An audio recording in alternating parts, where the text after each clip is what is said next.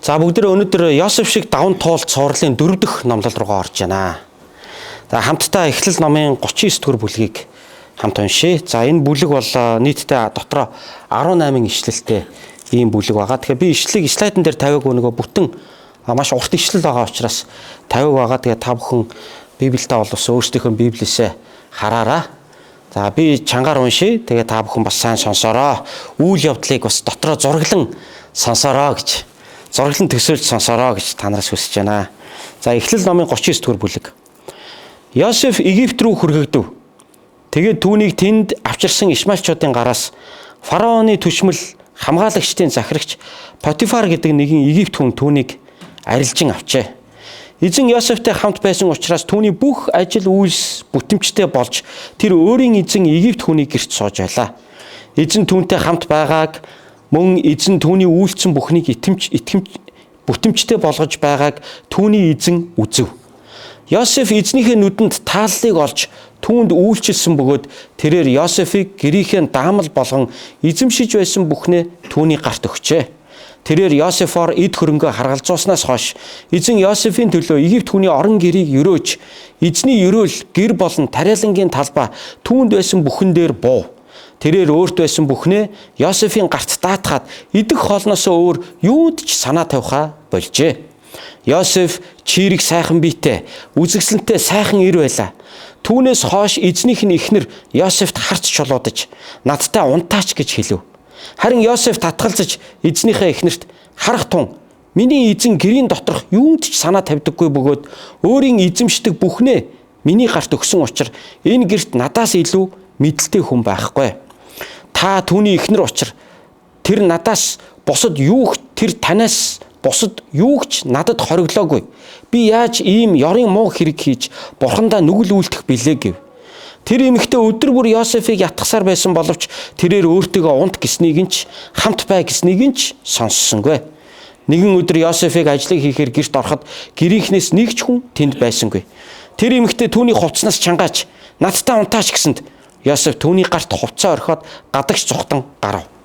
Йосеф түүний гарт хувцаа хаян зогтож гарахыг хараад тэр эмэгтэй гэрийнхнээ дуудан тэдэнд хараач эзэн маань манад еврей хүн авчирч түүгээр биднийг доромжлууллаа. Тэр намайг хүчрхийлэх гэж над дээр орж ирлээ. Тэгээд би чангаар хашгирсан. Тэр миний чанга дугаар хашгихыг сонсоод хувцаа миний гарт миний дэргэд орхин гадагш зогтож гарлаа гэв. Тэрээр эзнийг гэртээ эртлэн нөгөө хувцсыг дэрэгдээ тавьж байв. Тэгээд тэр түнд нөгөө үгээ хэлж таны манад авчирсан еврей бол намайг доромжлохоор над дээр орж ирээд намайг чанга дугаар хашгирахад тэрээр хувцаа миний дэргэд орхиод гадагш зогтож гарсан гэв. Эзэн нь чиний боол надад ийм юм хийлээ гэж хэлсэн эхнэрийнхээ үгийг сонсоод ууран шатжээ. Тэрээр Йосефийн эзэн түүнийг барьж хааны хоригдлуудыг хордог шоронд хорив. Йосеф шоронд хоригдож байсан ч эзэн Йосефтэй хамт байж түүнд инрэл хайр үннээр хандаж тэрээр шоронгийн харгалзагчийн нүдэнд тааллыг олжээ. Шоронгийн харгалзагч нь шоронд байсан бүх хоригдлыг Йосефийн гарт даатгав. Тэнд хийгдэх ажил болгонд Йосеф хариуцлагатай байв. Шоронгийн харгалзагч нь Йосефийн гар дор байсан зүйлийн өчүүхнийг ч хяндаггүй байлаа. Учир нь эзэн Йосефтэй хамт байж түүний хийсэн бүхнийг бүтэмжтэй болгожээ. Аамен. За өнөөдөр би энэ бүлгээс та бүхэнтэй итгэмжит боолын жинхэнэ ялалт гэдэг сэдвээр эзний үгийг хуваалцъя. Итгэмжит боолын жинхэнэ ялалт. За нэг үгээр хэлбэл ажлын байранд ирэх бэлгийн дарамт бодтойгоор гарч ирж байна те. Сүүлийн үед одоо манай монголчууд их ярьдаг болоод байгаа юм шүү дээ те. Хүний эрх хэрэгчлөө энэ төр гээл их ярьдаг. За тэр дотроос ажлын байранд ирэх бэлгийн дарамт гээл те. Эрх мэдэлтэй одоо дарга боссууд нь доороо одоо ажиллаж байгаа хүмүүст ямар нэгэн байдлаар бэлгийн дарамт үзүүлдэг, цалин мөнгөөр нь хааж боодог, эсвэл албан тушаал амладаг. За гих мэтчлэн. За тэгээд өөртөө нь одоо харилцаа тогтоосон хүнийг бол одоо өөдөнд гаргадаг. За тэгээ өөртөө нь одоо харилцаа тогтоохгүй байгаа нэгнийг бол ажлаас нь халдаг, цалингийн бууруулдаг, дээш нь дэвшүүлдэг гих мэтчлэн янз бүрийн байдлаар одоо ингээд дарамт хавчилт үзүүлдэг энэ төргээд иймэрхүү асуудлууд бол одоо өнөө үед албан газар албан байгууллагуудад бол зөндөө болцоод байгаа. Тэгээд яг л ийм нэг үйл явдал Йосефийн амьдралд болж байна. За өнгөрсөн үгийг бүгдээ эргээд харах юм бол Йосеф бол ээж одоо аавынхаа өндөр настай болсон хойно төрсөн хүү байсан. Ээжийнхээ одоо хүүхэд гаргадаггүй гэдэг ич хүрийг одоо арилгаж ээжийнхээ одоо анхны хүү болж төрсөн ийм залуу байсан. За 17 настай болж ирэхэд нь ах нар нь түүнийг бол үзэн ядаж атаархдаг байсан. Яагаад гэвэл аав нь Йосефийг бол илүү хайрлаад байгааг ах нар нь бол хараад үнэхээр одоо дургуутсдаг байсан. Гэхдээ Йосеф бол их шудраг залуу байсан. Тийм учраас ах нарынхаа хийж байгаа тэр бозар босромог юмыг бол хөлийн зөвшөөрдөггүй байсан учраас аавдаа очиод тэрийг нь хилчдэг байсан. Тэнгүүд ах нар нь одоо дүүгээ улам үзэн яддаг байсан. Тэгээ нэг удаа үүнээс нь болоод ах нар нь дүүгээ барьж аваад аавынхаа эзүүд хөдөө хээр байхдаа дүүгээ барьж аваад Ишмаэлчуудын одоо 8-чдад зараад Египт рүү боол олгоод явуулчихж байгаа. За ингээд нөгөө Йосеф маань одоо харамсалтай юм амьдралд нь болж байгаа юм л да. Тэр чинь эцгийнхаа хайрлагцсан одоо сайхан хүүн одоо шудраг сайхан залуу байтал гинэт одоо ах нар нь түүнийг одоо түүн шудраг бусаар хандаад тэгээд одоо Египтэд одоо боол олж ирээд ингээд одоо Египтийн одоо боолын зах дээр бол зарагдсан. Түүнийг Египтийн одоо хааны ордны бие хамгаалагчийн хааны бие хамгаалагчийн албаны дарга нь Потифар гэдэг одоо өндөр түвшний нэгэн төшмөл түүнийг одоо худалдаж аваад гэртээ зарцлах болсон ба. За ингээд зарц хувь тавилан одоо ногцсон Йосефт. За тэгсэн ч гэсэн Йосеф бол амьдрал боож өгөөгүй. Тэрээр зарцынхаа ажлыг ч гэсэн үнэн ч итгэмжтэй сайн хийгээд бурхан түүнтэй хамт байж түүнийг ивээсэн учраас эзэн түүнийг бол одоо хараад дэвшүүлж ашиглаж байгаа. Тэгээ яасан гэхээр тэрээр одоо айлын зарц болоод одоо орж ирсэн. Йосефийг ирэхээс өмнө тэнд бол зөндөл олон зарц нар байсан байж таараа. Йосеф бол одоо хүний нутагт ирээд хар ажил хийж эхэлж шít одоо. Одоо яг л одоо бидэртэй адилхан тэр нөхцөл байдлын дондор Йосеф явж шít. Тэр чи гэртээ гой одоо урт ганцуутай одоо олон өнгө алгалсан үнтэй одоо гой дээлэр гангарч аавын хайртай хүү те аавынхаа зараалаар ийшээ тийшээ яваал ингээд байж идэг байсан хүүхэд маань гинэт хил давуулаад хүний 8-ны хохирогч болоод за хүний газар очоод боол олоод тэгээ айлын зарц барлаг болж дуусч байгаа юм л та.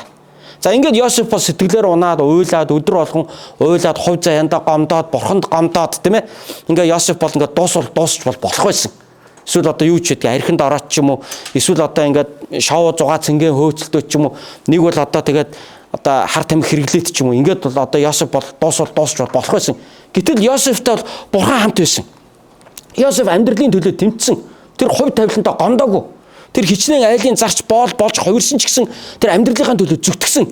Тийм ээ тэр бол бурханд итгэдэг нэг юм байсан. Магадгүй Йосеф бол залбирал зүтгэжсэн гэдэгт бол би эргэлзэхгүй байна. Хэдийгээр яг энэ хэсэг дээр Йосеф залбирж ялаа гэж хэлээгүй ч гэсэн эзэн түүнтэй хамт байсан байхгүй. Бурхан түүнтэй хамт байсан. Тийм учраас Йосефийн хийж байгаа ажил үйлс бүхэн нь амжилтыг олсон. Тэгээд эзэн түүнийг олж хараад энэ яста сайн бол энэ яста ажиллаа чин сэтгэлээсээ хийдэг.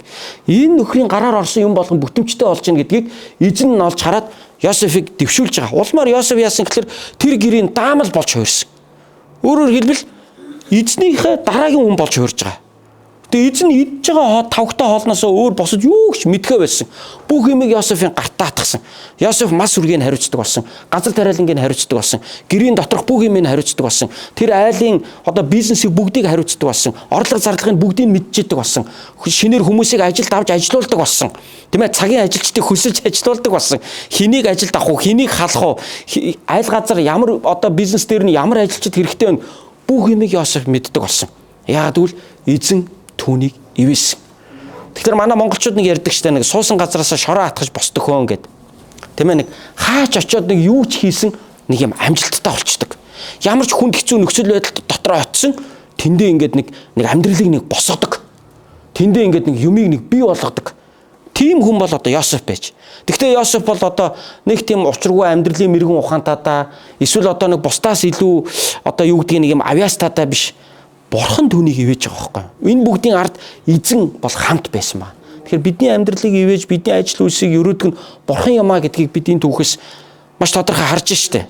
Бидний карьер те та юу ч хийдэг байж болно. Та оюутан байж болно. Та ямар ч ажил хийдэг байж болно.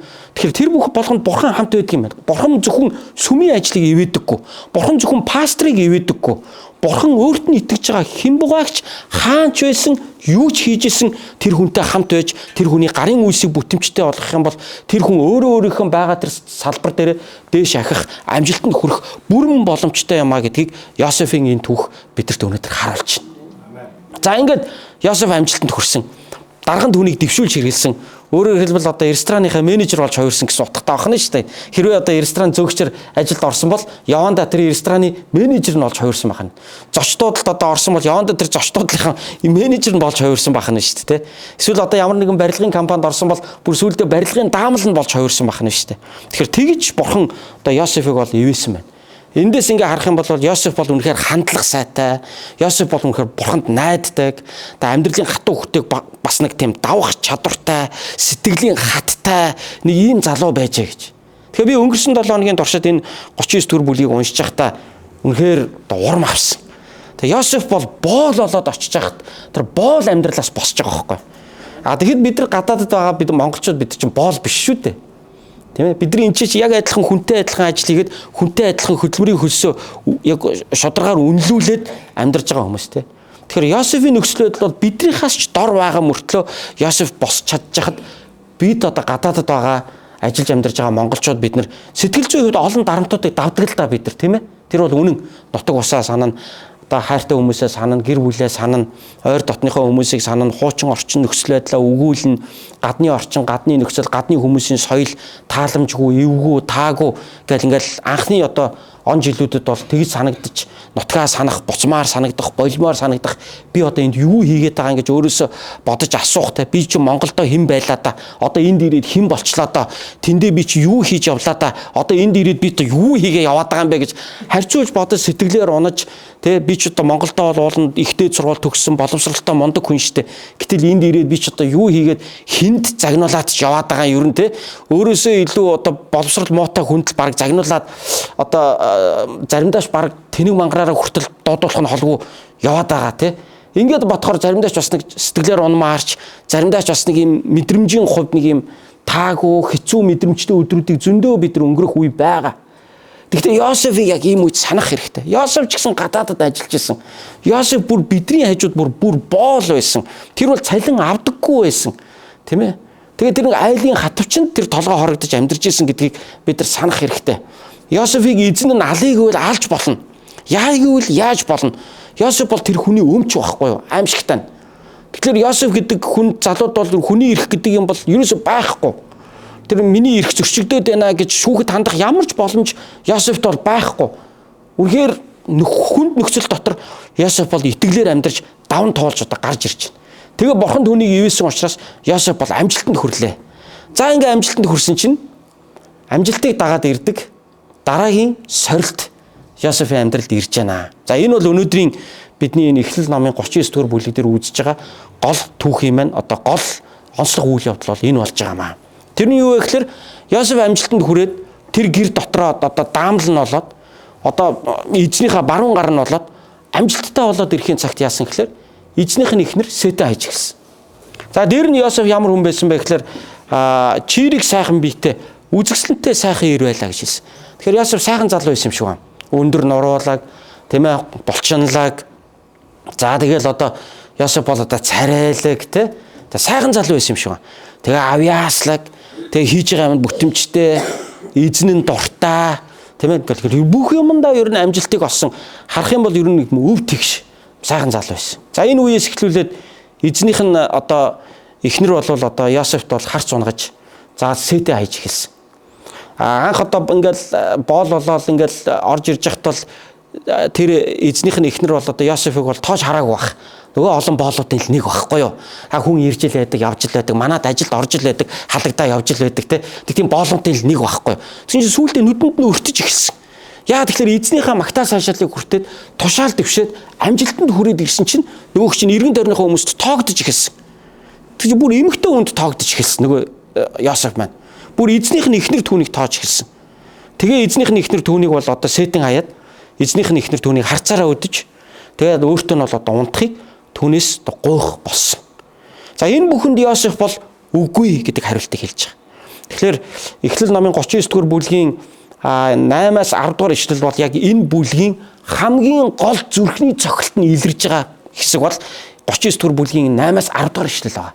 За энэ ишлэгийг би танаас дахиад чангаар уншчихъя. Харин Йосеф татгалзаж эзнийхээ эхнэрт харах тун миний эзэн гэрийн доторх юунд ч санаа тавьдаггүй бөгөөд өөрийн эзэмшдэг бүхнээ миний гарт өгсөн учраас Энэ гэрт надаас илүү мэдлэлтэй хүн байхгүй. Та түүний эхнэр учир тэр танаас босод юу ч надад хориглоогүй. Би яаж ийм ёрын муу хэрэг хийж бурхандаа нүгэл үлдэх билээ гэв. Тэр эмэгтэй өдөр бүр Йосефийг ятгахсаар байсан боловч тэрээр өөртөө унт гиснийг нь ч хамт бай гиснийг нь ч сонссонгүй гэж хэлсэн байна. Тэгээд цааш нь унших юм бол нэгэн өдөр Йосефийг ажиллаа хийхээр гэрт ороход гэрийнхнээс нэг ч хүн тэнд байсангүй. Тэр эмэгтэй түүний хувцснаас чангааж надтай унтаач гэсэнд Йосеф түүний гарт хувцаа орхиод гадагш цухтан гарав. Тэгээд хувц нь гарт нь ингээд тайлагдаад нөгөө яагаад үлдсэн байгаа аахгүй. Тэг чи мултраад мөрнөөс нь мултраад үлдсэн байгаа аахгүй. Тэрнээс зүгээр өөрөө хувцаа тайлж өгчөд гүүгээ явдаг хүн ч гэж юу аах вэ. Тэгээд зугатаад явахт нэр чаргууцалцсан л байна л та тэр чин те. Дээлнээс нь чангаагаад ингээд чаргууцалцсан л байна гэсэн үг. Тэр чин тэгээд гаранд нь хувц нь тэр чин зууралдаад ахаар мултарч үлдээд манер өөрөө ингээд хувцаа орхиод гараад гүйсэн байна л гэсэн утгатай байна шүү дээ те. Тэгэхээр энэ бол энэ 39 дугаар бүлгийн одоо хамгийн одоо гайхалтай одоо хамгийн чухал одоо хэсэг бол энэ 39 дугаар бүлэг дээр бол энэ гарч ирж байгаа. Амжилттай байж болно. Хүн амжилтанд хүрч болно. Мундаг байж болно. Авьяаслаг байж болно. Сайхан байж болно. Гой төрсөн байж болно. Бусд хүн өөрт нь хайртай байж болно. Дурлуулж болно. Дуртай байж болно. Тийм ээ? Одоо амьдралыг бол босгосон байж болно. Ингэсэн байж болно. Гэхдээ тэр бүгдийн хажууд Йосефийн зүрх сэтгэл бурхны өмнө ямар ариун, цэвэр, зөвхт байгаа юм бэ гэдг нь бусад бүх юмнаас хамгийн агуу байгаа хөөхгүй. Тэгэхээр түүний амжилтаас илүү гой зүйл нь Йосефийн энэ зүрх сэтгэл. Түүний авьяас чадвараас илүү гой зүйл нь түүний энэ хандлага. Түүний гадаадын сайхан төрхөөс илүү одоо хамгийн үнэлж үзүүстэй зүйл нь Йосефийн энэ итгэл үнэмшил байгаа хөөхгүй. Тэгэхээр юмыг ингэж гаднаас нь харж дүгнэх биш. Юмыг хүнийг энэ дотроос нь ингэж харж дүгнэнэ гэдэг ямар чухал юм бэ? Аливаа юмны үнэт зүйл, үнэлэмж гэдэг гадна харагдж байгаа зүйлтэй, гадна амжилтандаа, гадна сайхан төрхөндөө биш, дотоод гоо үзэгсэлэнтэй юм гэдэг чинь байдгийн байна гэдгийг Бурхны үг өнөөдөр бидэнд илчилж шít. Тэгэхээр Йосеф бол яг л ийм залуу байсан.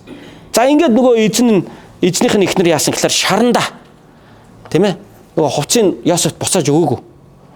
Эсвэл одоо Йосефийн араас гарч ичвэл хувцсыг нөхчих болно шүү дээ. За уучлаарай, муухай юм боллоо. Йосефа би одоо арай л контролгүй юм болчлоо. Намайг уучлаарай. Би одоо дахиж ингэхгүй гэд гуйж болно шүү дээ. Тэгээгүй.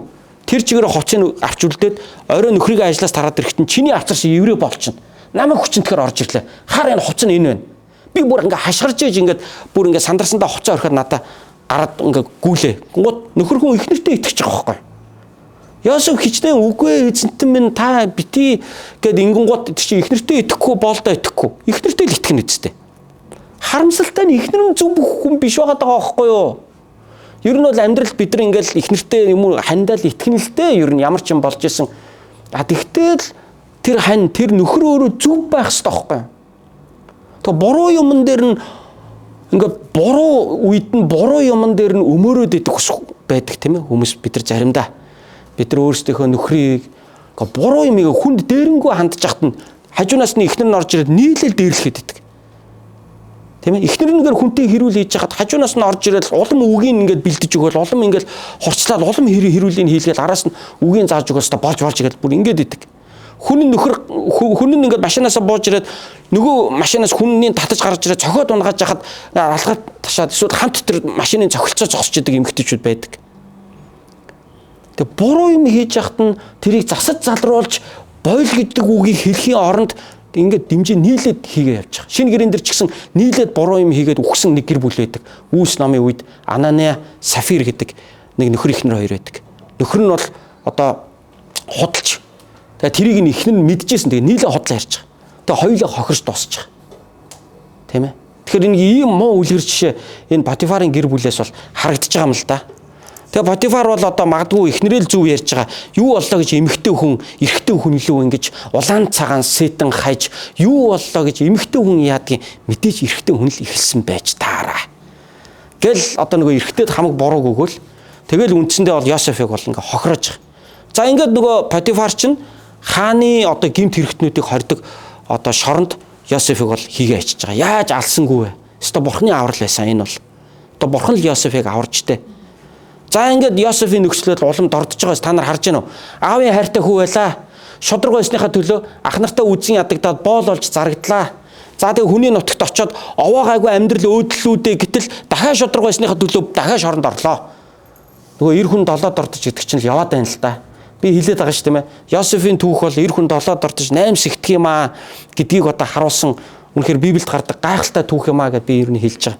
Тэгэхээр зүв байсныхаа төлөө л ингээд хохироо яваад байгаа. За тэнгууд эндээс бид нар тэгэхээр зүв байх ёсгүй юм байна гэж сурах ёстой юу? Дэлхийн энэ хорвоо хүмүүс заримдаа тэгж хэлэх гээд байдаг те.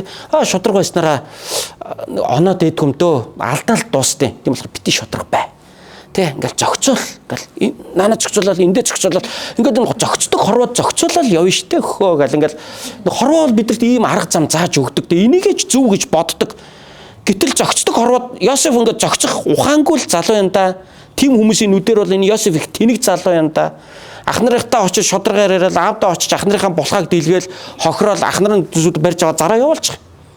За тэгэл нэг айлын нэг гэрийн даамал болоод овоос амьдрал нь өөдлөл дээшээ гараал өстой овоо штэ энэ залуу чинь гэжэтэл нэг шодрог нэг ариуннасаа болоод тэгэл нэг хүүхнээс болоод нөгөө хүүхэн авчиад Йосефыг бол хийгээ хийж байгаа байхгүй юу ер нь бол залтай амар тэгээд Йосеф ингээд улам хохироод байна л да. Тэгэхээр улам хохирдог хорвоод үннээр яваад зүвээр яваад улам хохирдог хорвоод яах вэ? Ийм асуулт өнөөдрийн түүхээс гарч ирж байна. За шоронд ороод Йосеф өстө хамг хуцаа ураад за одоо болио бурхан минь энэ хүртэл би хичээсэн арайчтай өстө шоронд хүртэл эцэстээ би ороод тахтаа яадын гэж Йосеф гомдлсон уу? Үгүй.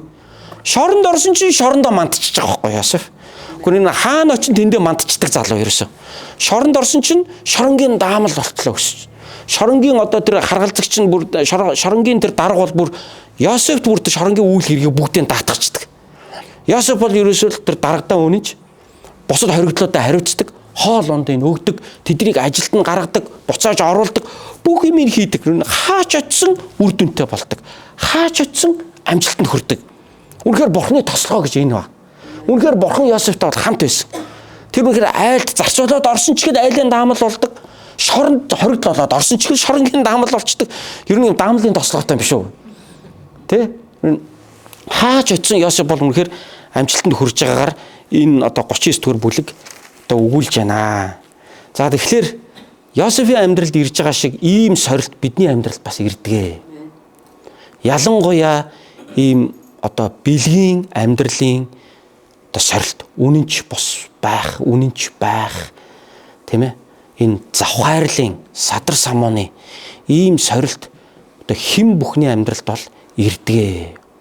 Тэгэхээр энэ сорилтыг Йосеф бол даван гарч чадсанараа бидэрт бол гайхалтай үлгэр жишээ боллоо. Тийм ээ. Ер нь өнөөгийн нийгэмд бол ярьдаг шүү дээ. Ирчүүд л асуудалтай гэж их ярьдаг. Эмэгтэйчүүд бол ер нь зүгээр ирчүүд л их асуудалтай. Яг нь ер нь хувь нь бол өндөрлөлтөө. Гэхдээ Библиэлд яагаад ч юм энэ завхайрлын сорилтыг даван гарсан эрэгтэй хүний түүх бичигдсэнд нь би үнэхээр баяртай байна. Яг бол эрэгтэй хүн ч гэсэн энийг даван гарч чаддгийн байна. Эрэгтэй хүн болгон тийм биш юм байна. Үнэхээр эзнээс имэдэг, эзэнд найддаг бурхны эр хүн гэдэг бол үнэхээр төвчж болдгийм байна. Энийг даван гарч бас болдгийм байна. Эрэгтэй хүн ч гэсэн эзний өмнө зүв байж болдгийм байна гэдгийг энэ түүх бас бидэнд харуулж байна. Тэгвэл хүчирхийлэгч нар дандаа л эрэгтэйчүүд бас байдаггүй гэдгийг энэ түүх бас харуулж байна. Эмэгтэй хүн ч гэсэн бас тийм ээ. Одоо ийм байдалд бас бусдыг бас оруулж чаддгүйгээр бас чаддгийм байна гэдгийг эндээс бид бас харж байна. Гэтэ энэ эмэгтэйн хувьд бол мэдэхгүй л дээ. Энэ ямар байсан, энэ эмэгтэй өөрөө ер нь ямар байсан. Энэ эмэгтэй бол сайн хүн бол байгаагүй нь ойлгомжтой. Хэрвээ энэ эмэгтэй сайн хүн байсан бол ядчил Йосефийг шоронд хийж Йосефийг гүтгэхгүй байх байсан. Энэ эмэгтэй Йосефоос ядчил уушлахгүйгээр салах байсан. Гэтэл энэ эмэгтэй Йосефийг муу үзэж салж байгаа байхгүй. Тэгэхээр энэ эмэгтэй бол яаж сайн хүн өөрөө байгаагүй. Ийм байна.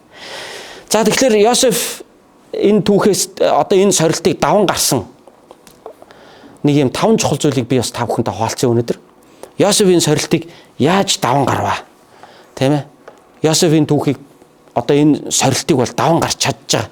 Тэгэхээр Йосефийн энэ даван гарсан энэ хэсгээс би нэг дараах хэдэн зүйлийг та нарт одоо нэмж хуваалцмаар байна. Нэгдүгээр тэр өөрийнх нь эзэн Потифар өөрт нь итгэдэг гэдгийг тэр мэддэг нэг юм байсан. Тийм учраас тэр эзнээ хуурахыг хүсээгүй. Яагад гэвэл тэр ихнэрт нь тэгж хэлээ үстэй. Йосеф эзнийхээ эхнэрт харах тун миний эзэн гэдэг чинь нөгөө Потифарыг хэлж штэ, махан биений эзний хэлж штэ. Миний эзэн гэрийн доторх юунд ч санаа тавьдаггүй бөгөөд өөрийн эзэмшдэг бүхнээ миний гарт өгсөн учраас энэ гэрт надаас илүү мэдлэлтэй хүн байхгүй. Та түүний эхнэр учраас тэр танаас бусад юу ч надад хориглоогүй. Би яаж ийм ёрын муу хэрэг хийж бурхандаа нүгэл үйлдэх билээ гэж хэлсэн байна. Эндээс нь харах юм бол Йосеф эзэн нь өөрт нь ямар их итгэдэг вэ гэдгийг Йосеф мэддэг байсан. Тийм учраас Йосеф эзнийхээ итгэлийг алдахгүй шүү гэсэн дотоод маш хүчрхэг бодолтой нэг юм байсан байна. Тийм ээ. Хичнээн ингээ эмэгтэй хүн өөрийг нь ураад татаад өөрийг нь ингээ өдөөд ингэж байгаа ч гэсэн Йосеф нэг зүйлийг бол дотор бодож байсан. Юу вэ гэвэл миний эзэн надад ямар их итгэдэг вүлээ. Тэгж итгэдэг учраас намайг тушаал дэвшүүлсэн. Тэгж итгэдэг учраас надад энэ бүх одоо гэрийн одоо бүх юмыг надад даатгсан. Ингээд ахт нь би эзнийгээ хуурах гэж юу?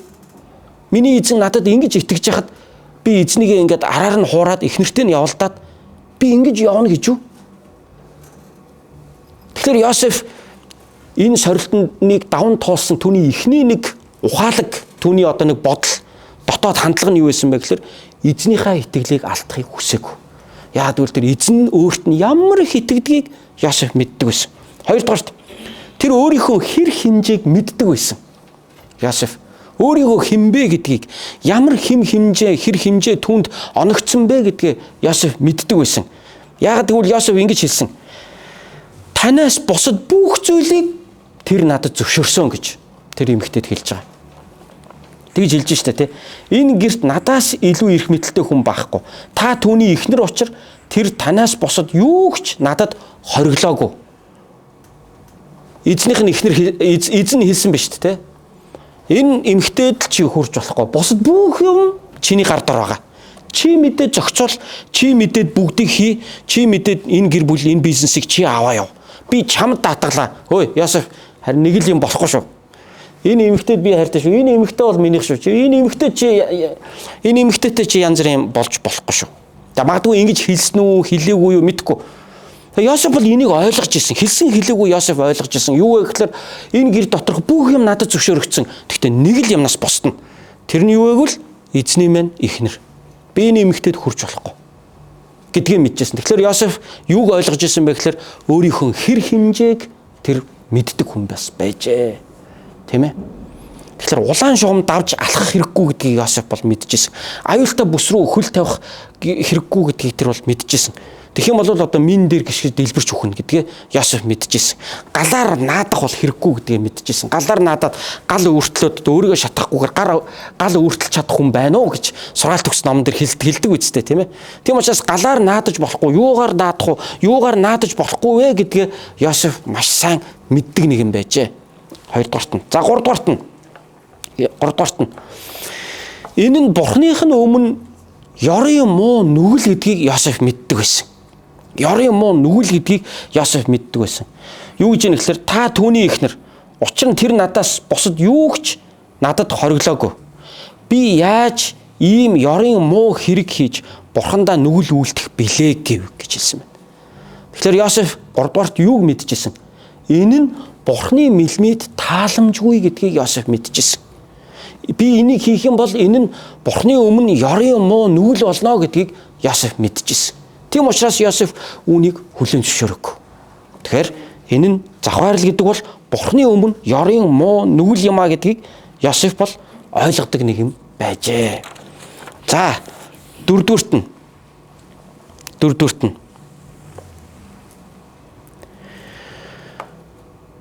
энэ сорилтыг Йосеф ингээ өөр дөрөв хүлээн зөвшөөрөх юм бол тэр эмэгтэй тавьсан хүсэлтийг Йосеф өөр дөрөв хүлээн зөвшөөрөх юм бол өөрийнх нь нөхцөл байдал дээрдэх биш улам дордно гэдгийг Йосеф мэдчихсэн.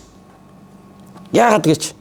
Яагаад гэвэл энэ эмэгтэй хүсэлтийг Йосеф биелүүлсэн бол өшөө тушаал дэвшихгүйсэн байж магадгүй. Энэ эмэгтэй хүсэлтийг Йосеф биелүүлсэн бол цалингаа нэмүүлж бас болох байсан байж магадгүй. Энэ эмэгтэй хүсэлтийг Йосеф зөвшөөрсөн бол бүр одоо хүүхдээ хүртэл гаргуулад хүүхэд нь хүртэл удам залгсан ноён нь болж бас боломж байсан байж магадгүй. Ашиг харагдаж байгаа. Хэрвээ энэ эмэгтэйтэй ямар нэгэн ийм нууц харилцаа тогтоогоод тэгээд ийм бэлгийн харилцаа тогтоогоод Тэгээ энэ эмэгтэйг өөрийнхөө талдаа ингээд Йосеф авах юм бол ер нь энэ гэрийн одоо бусад бүх юм одоо энэ гэрийн одоо бүх юм Йосефийн өөрийнх нь гарт орсон гэд Йосеф бол одоо улам илүү ингээд даварж болох байсан. Гэхдээ инглээгээд энэ нь өөрт нь алстай ашиг авчрах биш улам өөрийг нь дордуулна гэдгийг Йосеф бол ойлгож исэн байна. Тэгэхээр өнөөдөр дэлхий хорвоо одоо энэ завхаарлаар дамжуулаад тийм зүйлийг амладаг байж тээ. Чи энийг хийх юм бол чи ингээд гоё стресс тайлагдана, гоё байна. Чи ингээд одоо гоё таашаал авна. Дээр нь чи одоо ингээд энэ одоо хүний дэмжлэгийг авна, санхүүгийн дэмжлэгтэй болно. Чамайг албан тушаал ахиулна, тэ. Чамд ингээд сайн сайхныг өгнө, тэ. Ингээд чамд ашигтай биш үү? Тэгэхээр энэ хүнтэй одоо ингээд одоо яв. Тэ. Ингээ ашигтай харагддаг тийм үү? Тийм учраас ч одоо яадгүй ажлын байрны бэлгийн дарамтанд олон эмэгтэйчүүд ингээ чимээгүйгээр yes, нөхөртөө хэлэхгүйгээр yes. Тэг ингээд явж байгаа. Тийм ээ? Үнэхээр шудраг эмэгтэйчүүд бол үгүй гэж хэлээд ажилгүй болж байгаа заримдаа. Тийм ээ? Үгүй гэд ингээд гарч байгаа заримдаа. Тэгэхээр энэ хоёр үнэлэмж байна л да тийм ээ. Илүү одоо эрх мэдэлтэй, мөнгөтэй, төгрөгтэй, илүү амжилтанд, илүү одоо энэ материалын зүйлийг чухалчилдаг хүмүүсийн хувьд бол энийг хөөгөө явах уу, эсвэл үнэнч байдлыг чухалчлаад юмтай юмгүйч зөв явах уу гэдэг энэ хоёр үнэлэмжийн одоо уулзар дээр Йосеф сонголт хийж байгаа байхгүй. Тийм болохоор Йосеф бол юу гэж бодож байна гэхээр энэ эмэгтэйтэй би ингээд бэлгийн харьцаа тогтоосноор Йосеф бол нөхцөлөө талаа улам дээрдүүлж болох юм шиг харагдаж байгаа ч гэсэн орой дээр гарлаа цаашаа уруудна гэдгээ бол Йосеф мэдчихсэн. Нэг хэсэг өгсөж магадгүй тэгээд зогсолтгүй уруудна гэдгээ бол Йосеф мэдчихсэн. Энэ эмэгтэйтэй би бэлгийн харилцаа тогтоохгүй байснараа өнөөдөр ингээд бидний харилцаа жоохон тиймэрхүү ингээд бие биенийг харахад жоохон хэцүү те. Ийм боловч алстаа энэ нь өөрт нь зөв эрүүл гэдгийг Йосеф мэдчихсэн. Тэгэхээр Йосеф бол үнэхээр юмыг нэг юм зөвхөн өнөөдрөөр хардаг биш. Йосеф бол холыг хардаг. Үнэхээр алсын хараатай хүн гэж энийг хэлж байгаа. Юмыг холыг хардаг хүн гэж энийг хэлж байгаа. Йосеф бол тийм нэг юм байсан. 5 дугаарт Йосеф эзнийхээ эхнэрийг угаасаа сайн хүн биш гэж мэдчихсэн. Угаасаа сайн хүн биш гэж мэдчихсэн. Тэр нөгөө сүүлийн үед одоо энэ подкастуудаар одоо энэ эрэгтэй эмэгтэй хүмүүсийн харилцаа гэл ингээл янз янзын юм яригддаг те. Токсик эмэгтэй, токсик эрэгтэй гэл айгүйх ярьдаг болсон. Жинхэнэ токсик эмэгтэй чи энэ байгаа байхгүй юу? Юу вэ гэхээр ерөөсө хүссэн юмаа тулгадаг, тэр хүснийг биелүүлж өгөхгүй бол тэгээд дуусаа. Ерөөсө хайр найргуугаар нөгөө хүндээ хатуу байдлаа үзүүлдэг. Яг энэ харилцаа чинь токсик харилцаа. Яг өөрөө хүссэн юмыг аавна. Чи надад хайртай бол тэгж өг, чи надад хайртай бол ингэж өг, чи надад хайртай бол тэгж өг, ингэж өг, тэгж өг, ингэж өг гэл аваад нөгөө хүндээ өгөх биш. Тэгээ нөгөө хүн яг өөрийнх нь хүснээр байхгүй бол тэгээд яриа байхгүй. Шууд нөгөө хүндээ маш аимшигтайгаар ханддаг, нөгөө хүнийг хохироодог, нөгөө хүнийхээ эсрэг ажиллаж эхэлдэг. Тэгэхээр энэ эмэгтэй бол тийм эмэгтэйсэн. Тиймээс ч одоо Йосеф бол энэ эмэгтэйг бол угаасаа зөв хүн биш, угаасаа сайн хүн биш гэж Йосеф мэдчихсэн. Яг хүн сорилтонд орсон байж болно. Тийм ээ? Гэхдээ сорилтыг давж гарах хэрэгтэй байхгүй юу? Гэтэл сорилтонд ороод одоо тэрийгэ биелүүлж чадаагүй хахын төлөө Йосефоос ингээ өшөө авч байгаа. Энэ хайр мөн үү? Энэ зөв хүний зүрхнээс гардаг үйлдэл мөн гэж юу? Тэгэхээр энэ эмэгтэй бол үнэхээр Йосефийн бол ингээ мууг үзчихэж санаа намарж байгаа. Тэгэхээр энэ эмэгтэй бол угаасаа зөв хүн биш гэдгийг Йосеф бол мэдчихсэн. За тэгэхээр энэ 5 зүйлийг Йосеф мэдчихсэн учраас Йосеф энэ сорилтыг бол даван гарч чадсан. Йосеф энэ сорилтод бол зөвшөөрөөг. Энэ сорилтыг бол эсэргүүцэн зогсож Йосеф бол чадсан ба. За ингээд давж гарлаа. Тэгээ ашиг нь юу вэ? Шоронгийн хоригдол боллоо шүү дээ. Тэгээ энэ ашиг юм уу? Тэ энэ тэгээ ашиг уу? Нөгөө материалын байдлаар юмыг дүгндэг одоо хүмүүсийн хувьд бол Йосеф үннээр явбод юм үхэр тэргээр туулаа гүйцэх улам хохироод байгаа юм биш үү? Тэгээ ах нарын өмнө шудраг байсан гээ яасан? Боололоо зарагцсан. Одоо энэ эмэгтэйгийн өмнө зүв байлаагаа яасан? Тэгээ юу олж долоо? Бүр одоо шоронд орчих юм шүү. Тэгээ зүв байх хэрэг вэ нөө? Шудрах байх хэрэг вэ нөө ер нь энэ хорвоо дээр? Тийм хэрэг вэ нөө гэж. Тэгсэн чинь шоронд орсон Йосеф маань яасан гэсэн чинь тэндээ даамал болцсон. Тэндээ бурхан түүнийг шоронд нь ч гэсэн бурхан түүнтэй хамт байж түүнийг ивэж байгаа. Бурхан түүнийг орхиогүй. Яа, энэ хамгийн чухал зүйл байгаа байхгүй юу? Хохирж олноо. Өнөөдөр хохирж байгаа юм шиг байж олноо. Зүв байгаад өнөөдөр хохирж байгаа юм шиг байж олноо. Маргааш бурхан намайг өөрөө өргөдөг юм а гэдгийг Йосеф мэдчихсэн байгаа байхгүй юу? Гайхалтай. Тэгэхээр энэ сургаалаас бид дараах 3 зүйлийг хэрэгжүүлмээр ааханд үсэ. Би хэрэгжүүлгээд дараах 3 чухал зүйлийг өнөөдөр та бүхэнд би уриалахыг хүсэж байна. Нэгдүгээрт Йосефийн энэ сорилтыг даван гарсан энэ бүх нөхцөл байдлаас би дараах 3 зүйлд өнөөдөр таныг уриалъя. Нэгдүгээрт үннийг мэд. Юу үнэн бэ? Юу худлаа вэ гэдгийг мэд, тийм ээ? Худал хуурмагт битгий хуурт. Яг үнэн дээр тулгуурал, яг үнэн дээр итгэл үнэмшлээ тавь, тийм ээ? Юу худлаа вэ гэвэл одоо энэ эмэгтэйтэй одоо ингээд Йосеф нөхцснөөрөө одоо улам өөрийгөө одоо хүнд байдалд оруулна гэдгийг бол Йосеф мэдчихсэн. Тэгэхээр энэ бол үнэн гэдгийг Йосеф мэдчихсэн. Үүнийг хийх нь Бурхны хувьд нүгэл юмаа гэдгийг Йосеф мэдчихсэн. Энэ бол үнэн. Бусадтай ийм харилцаа тогтоогоод ингээд явах нь Бурхны хүсэл биш ээ гэдгийг Йосеф бол мэдчихсэн. Энэ бол үнэн байсан. Энэ эмэгтэй бол сайн эмэгтэй биш ээ гэдгийг Йосеф мэдчихсэн. Энэ бол үнэн байсан. Тэгэхээр Йосеф бол яг үннийг мэдсэн. Тийм учраас Йосеф бол яг үнэн дээр бат зогссон ба. Тэгэхээр би өнөөдөр бас таныг уриалмаар байна те.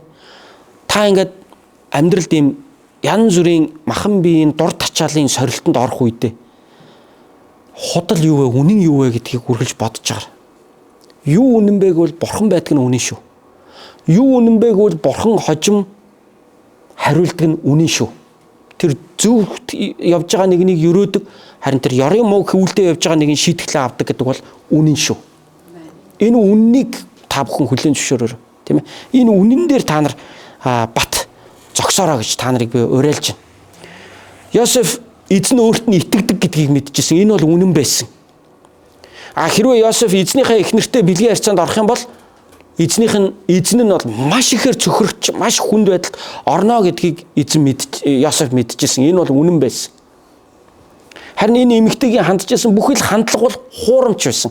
Энэ бол цаг зуурын л одоо хандлага байсан. Энэ бол жинхэнэ хайр байгаагүй. Энэ бол худал зүйл байсан. Энэ бол зүгээр л махан биеийн тачаал байсан. Тийм учраас Йосеф бол энэ худлыг бол ялгаж харж чадчихсан ба. Тийм болохоор ах дүүсээ би та бүгдийг уриалъя те. Юу үнэн бэ гэдэг дээр бид зогсож байгаараа. Шинэ гэрээний Филиппой номон дээр бас хэлсэн байдаг те. Юу нь үнэн, юу нь сайн, юу нь сайшаалтай, юу нь сайхан, юу нь магтууштай, юу нь бусдад сайн. Тийм зүйлийг бод, тийм зүйлийг ирж хай, тийм зүйлийг үйлдэж амьдарч байгаараа гэж одоо Паул зааж загсан байдгаа. За хоёрдугаарт нь Йосеф тэгээ энэ хорвоогийн шивнхийг одоо битгий сонс. Одоо би та бүхэнд бас тэгж зоригжуулмаар байна. Йосеф бол энэ эмэгтэй хэлхийг бол сонсоогүй. 10 дугаар ишлэл дээр хэлсэн шүү дээ. Өөртөө нь унт гиснийгч хамт бай гиснийгч сонссонгүй гэж хэлсэн маа. Энэ эмэгтэй бол байнга Йосефоос тэгж гуйсан. Надтай хамт байгаач, надтай унтаач байнга тэгж гуйсан. Йосеф энийг сонсоогүй. Хажууд нь хамт байгаачгүй. Энэ үгийг сонсоочгүй гэж хэлсэн ба. Тэгэхээр энэ бол муу ёрын сүнсний уруу татлага байсан. Тэгээ энэнийг бол Йосеф сонсох ёсгүй гэдгээ бол мэдчихсэн. Яг үүнтэй адилхан найзууд чинь тийм ээ таньд хүн чинь танд ирээд янз янзын уруу татлага юм ингээд сонсох нь штэ. Энийг хийчих. Чист ядрахгүй ашиг болно. Чист дороо баяжна. Ингэч чи хожноо. Чи ингээд амжилтанд хүрнэ. Өстө дороо тэгнэ. Ингэн. Тэнгүүт нь яавал нэг юм амархан байжчихоо. Яавал нэг өөрийнхөө махан биед нэг таашаалтай гоё байх уу гэдгийг л сонгох гээд бид нар. Тэгэхээр худал зүйл бол худал байдаг. Тийм болохоор энэ хорвоогийн юм махан биеийн одоо үгсийг сонсох хэрэггүй. Би жил хагасын өмнө наашаа ирэхээс өмнө нэг настай эгчтэйгээ уулзсан. Яг миний төрсөн эгч биш л дээ, зүгээр Христ доторх нэг эгч маань. Тэгэхээр нэг настай эгчийн гэрт би эргэж чад. За дүүн ингээд Америк явлаа. Манай гэр бүл ингээд Америк явах гэж байна, дуудлага авсан. Тэгээ олон жилийн өмнөөс энэ дуудлага байсан, залбирж байсан. Бурхан үе таалга нээж өгөөд бид нар ингээд гэр бүлээрээ Нью-Йорк явах гэж байна. Явахаас өмнө би нэг тантай ирээд нэг уулзчээ гэж бодоод тэгээ нэг цагаан сарын дараахан байсан. Тэгээд би нэг гэртний яваад орсон. Нэг жоохон юм аваад. Тэгээд бид нэр ганц үерэ байдаг ихчлээ Христ итгэгч. Тэгээд 2 3 хүүхэдтэй. Хүүхдүүд нь бол зөндөө том болсон. Гадаад дотоод зарим нь амьдардаг. Тэр ер нь бол биеэ дагаа явцсан. Игч бол ганцаараа амьдардаг. Тэгээ игчтэйгээ би ингээд одоо амьдралын ингээ яриа сууж байсан чи игч надад өөрхийн одоо ингээд залуу насандаа үдс туулсан зовлон жаргалаа. За тэгэл Христэд хэрхэн итгэсэн тухай. Тэгээд Христ итгэлийн амьдралаар амьдарч хахад ямар саад бэрхшээл сорилтууд түүнд ирж исэн гэл тэр сорилт морилтуудаа яриад тэр бүх сорилтуудыг даван гарч исэн тухай игч өөрөө ярьж байна. Тэгээ игч бол нэг зүйлийг хэлж исэн те. Одоо багаасаа одоо залуугаасаа урлагийн хүн байсан. Маш үзэсгэлэнтэй игч байж л те залуудаа. Тэ. Үзэсгэлэнтэй ихч байсан учраас ирчүүдийн зүгээс ингээ ихчийг нь бол маш их ингэж өдөж хоргоож ерөөсөө ингээ ийм одоо байдлууд байнга байдаг гэсэн. Дээр нь урлагийн хүн учраас бол ерөөсөө ингээ байнгын ийм төрлийн одоо татаж чангаах, санал тавих тэ ийм юмнууд бол одоо ихчт нь бол зөндөө одоо тохиолддог байсан. Алдаж онж исэн үүч ихчт нь зөндөө байлаа. Тэгтээ ихч нь бол одоо энэ бүхэн бол худал хуурмаг юмаа гэдгийг ойлгоод тэгээд энэ бүгдээс одоо амьдралаа өөрийгөө цэвэрлээд ингээд бол зөв одоо явсан. Тэгэхэд бол ингээд хүмүүс ирээ хилдэг гэж байгаа байхгүй. Чи одоо ганц бай. Чи одоо ингээд нөхөргөө. Чи одоо ингээд хин нэгэнтэй одоо харилцаатай бай. Тэгэхгүй наа би ч модлаа. Надад гормоны одоо өөрчлөлт чинь одоо ингээд явагдаад байна. Чи одоо үхэн сахал махал ургаана одоо эрэгтэй хүн шиг болно. Чи одоо эмэгтэйлэг баймаар байгаа бол чи нэг эрэгтэй хүнтэй байх ёстой. Чи нэг тийх ёстой. Тийм харилцаанд ингээ орж явах ёстой гэд. Тэгээ тэрэн дээр нь тулгуурлаад ирчүүд одоо ингээд нэг өөрийн болох гэдэг нь шүү дээ. Нэг цаг зуурын өөрийн болох гэдэг нь шүү дээ. Тэгээ тэр зүйл бол худлаа байд юм аа. Тэр бол худлаа байсан шүү гэж надад хэлжсэн байхгүй. Худлаа байсан. Би өнөөдөр ингээд янз янзын ийм харилцаа ингээд дил сул иймэрхүү уруу татлаганд автахгүйгээр маш олон жилийг их чинь ингээд ганцаараа нэг талаар туулаад өнгөрөөлөө. Би нэг зүйлийг ойлгосон. Энэ бол бүгд худлаа байсан гэдгийг би ойлгосон. Хүмүүс ингээ өөрийнхөө хүслийг биелүүлэхийн тулд хүнийг ингэж чи тэхгүй болохгүй, ингэхгүй болохгүй. Тэр хараа ингэж чи тэгчүүн ингэчих юм бол одоо ингэ штэ. Тэгчих юм бол чамд ийм ашигтай, ингэх юм бол чамд одоо ийм ашигтай гэд ийм байдлаар ингэж маш их худал зүйлийг хэлж ингэж хүнийг бол ингэж уруу татаж, хүнийг бол ингэж өөрийнхөө хүсснээрээ ингэж байлгах гэж оролддог. Энэ хорвоо юм аа гэж игч маань ярьжсэн байхгүй. Тийм учраас игч нь бол ийм зүйлд бол одоо уруу татгаа болсон гэж надад амьдралын гэрчлэл ярьжсэн. Тэгээ би энэ Йосефийн яг энэ 39 төр бүлгийн түүхийг бол уншаа сууж байхдаа бол яг тэр игч маань энэ гэрчлэл надад санагдчихсэн. Тэ. Өөрөөр хэлбэл Йосеф энэ эмэгтэй үгийг бас сонсоогүй. Тэр игч бас надад гэрчилсэн байхгүй. Энэ хүмүүсийн ярих үгийг бол сонсох хэрэггүй. Энэ дими худал, энэ махан биеийн хүсэл тачаалыг өөгшүүлсэн, махан биеийн хүсэл тачаалын дагуу одоо ингэхгүй бол болохгүй шүү, тэгэхгүй бол болохгүй шүү. Чи өстө балдарлаа, өстө чи нэрээ өстө инглиш шүү, чи өстө тэглээ шүү, чи өстө нэрээ ингэрээ худлаа юм аа. Тийм учраас энэ хорвоогийн худал үгэнд битгий автаач. Хорвоогийн худал үгээр битгий шийдвэр гаргаач. Хорвоогийн худал үгэнд автаж битгий одоо муу сүнсний залим ихэнд орооч. Эзэндээ итгэмжтэй бай. Эзний үгэнд ор. Эзэн дуулууртай бай. Гэдгийг өнөөдөр би та бүхэнд Йосефийн энэ түүхэн дээр тулгуурлаад та бүгдийгээ ятгая. Амен. 3 дугаар хан. Йосефийн амьдралаас бидний сурах ёстой 3 дахь нэг чухал зүйл бол хохирсон ч зөв зам дээрээ тууштай бай гэдгийг би танад хэлмээр байна. Та өнөөдөр зөв байгаад, ариун байгаад, шудраг байгаад, та эзэндээ дуулууртай байгаад, эзнийхээ үгийн дагуу яваад танд ашиггүй юм шиг байж болно. Та магадгүй жоохон хохирж болно. Яг Йосеф шиг шоронд ороод хохирж штэ Йосеф чинь. Одоо зүв байсныхаа төлөө хохирж штэ. Харин ч эзний хуурахгүй гэсэндээ Йосеф яаж ин бүр хуурцсан юм шиг болчлаа штэ. Бүр хуурцсан юм шиг болоод Йосеф хохирж байгаа байхгүй юу? Тэ? Тэгэхээр бид эндээс юу сурах вэ? Тэгвэл би зүв байх хэрэггүй гэж үү? Үгүй. Би зүв байх ёстой. Харин ч зүв байх ёстой. Бүр үүн дээр тууштай байх ёстой. Тууштай байвал яад юм бэ гэдгийг Йосефийн амьдралын дараагийн түүх бидэнд харуулах болно. Бурхан Йосефийг үнэхээр өндөрт өргөсөн. Йосеф юу н очисон газар болгондоо л хамгийн томын дараагийн хүн л болоо яваад байдаг. Потифарын гэрт орохдоо Потифарын дараагийн хүн болсон. Шоронд орсон чинь шоронгийн захирлын дараагийн хүн болсон. Хожим Йосеф Египтэд хааны дараагийн хүн болж байгаа шүү дээ. Тэр түүхийг бүгдөө дараагийн бүтэн сайнуудад бас хамтдаа үзэх болно. Тэгэхээр зүв байгаад өнөөдөр хохирж болно, өнөөдөр алдаж болно, өнөөдөр эрх мэдлээ алдаж болно, орлогоо алдаж болно, ашгаа алдаж болно, хохироод бусдад муухагаар ойлгогдоод Потифарын гэр бүлийнхэн бусад боол зарцсан тэр гэрт ажилдаг бүхэн Йосефийг бүгдээрээ буруугаар ойлгосон баг.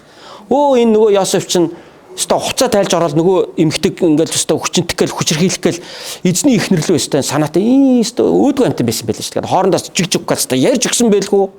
Йосефийг шоронд орсны дараа хүүшээ чи сонсноо нөгөө Йосефийг яасан.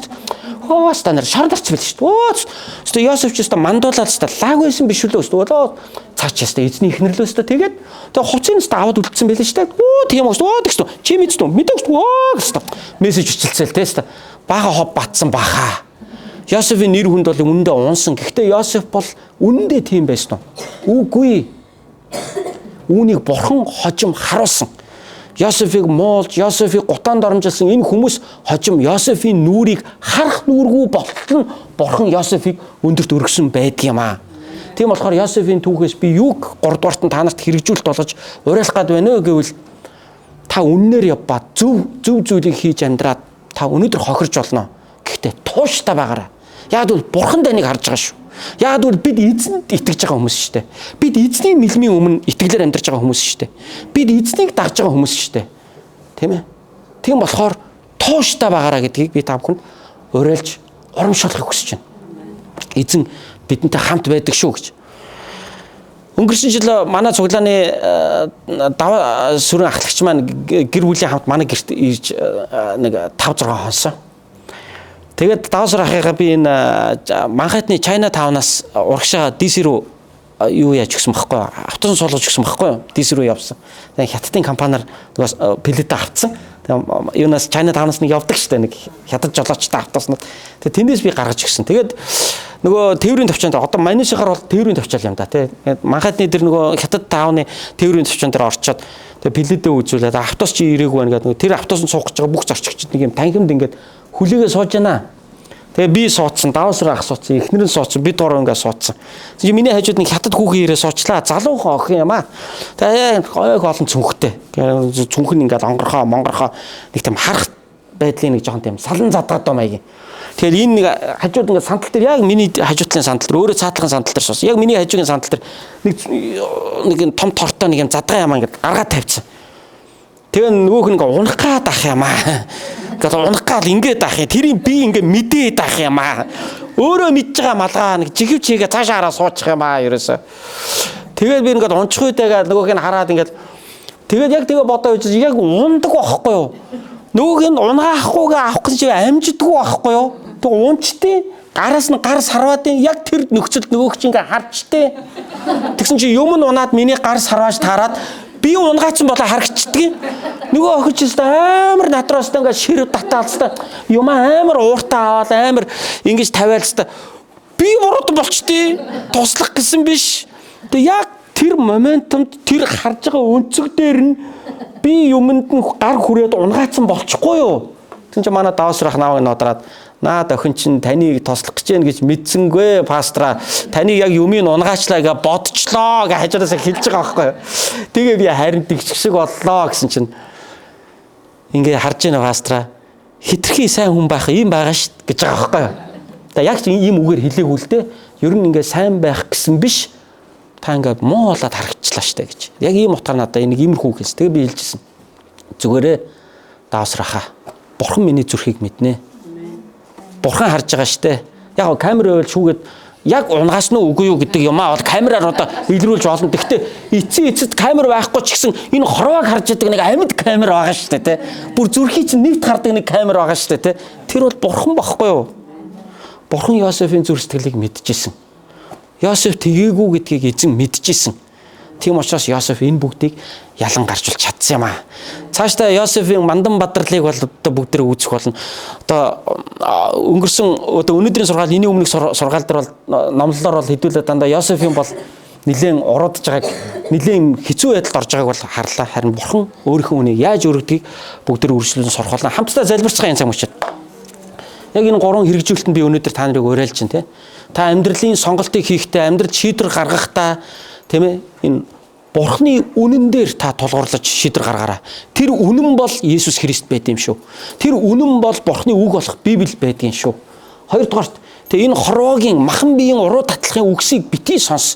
Битгий өөртөө хүлээн зөвшөөр. Тэр зүйлийг битгий дотроо хүлээн зөвшөөрөөрөө. Тэг хүлээн зөвшөөрж эхлэх тэр цагаас эхлээд бид сатаны залим ихэнд автаж эхэлдэг юм шүү. 3-дугаарт ямар ч нөхцөл байдалд хохирсон байсан ч та тууштай эзний замаар үнэн зөвийн зам дээр тууштай алхаараа гэж би та нарыг уриалмаар хамтдаа залбирцгаая.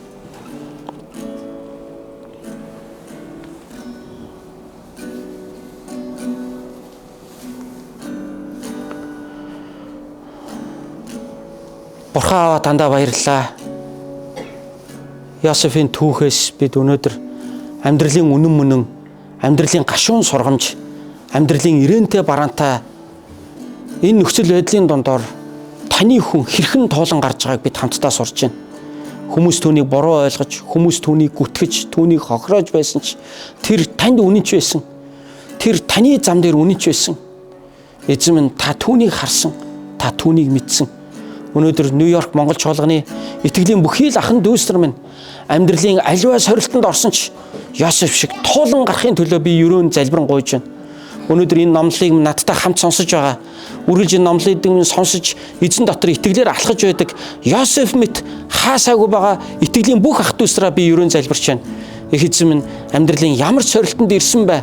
Эзэн минь тэд гимшиж үнэн зөвийн зам дээрээ зогсож тантай хамт алхаж чадахт нь та ахын дүүсээ минь өрөөж өгөөч гэж танаас залбирч байна. Эзэн минь тандаа баярлалаа. Та Йосефтэй Египтэд хамт байсан шиг та энэ газар бидэнтэй хамт байгаач. Та энэ газар бидний гарын үлсийг өрөөгөөч. Бозор муугаас гэтлгээч. Биднээр дамжуулан та алдаршаач. Эзэн Есүсийн нэрээр залбирanгуйлаа. Аамен.